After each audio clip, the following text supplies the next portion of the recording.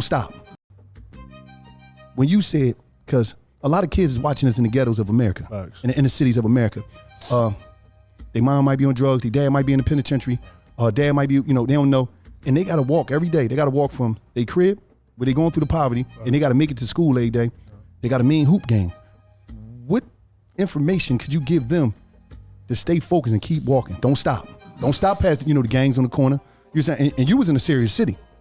See, what y'all gotta know is that, how do I even start this? So first off, I would tell that kid to learn, when you go to a city, you gotta learn what that street is, you gotta learn what that area is. You know what I'm saying? Like, I grew up in a realm, especially when I got to Chicago, it made more sense. But growing up in a ghetto when I was younger, it was all fun.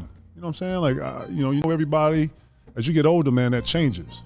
When I got to Chicago, you got to know the lay of the land. You got to know what's going on. You got to know grips. You got to know lit. You got to know signs. If he got his pants leg up on this side, if he got his hat this way or something, you got to know all that, right? To get you to be able to come through here. That's first off, right? You know what I'm saying?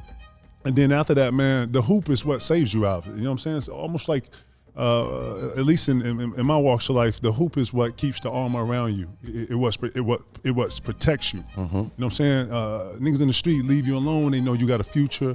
They know if you're a real serious hooper, they'll support that, and they watching out for you on the block. So I would tell that young kid to understand where he at first. You know what I'm saying? And the way to get out of that whole poverty and that whole neighborhood is through that basketball. So that's the message there.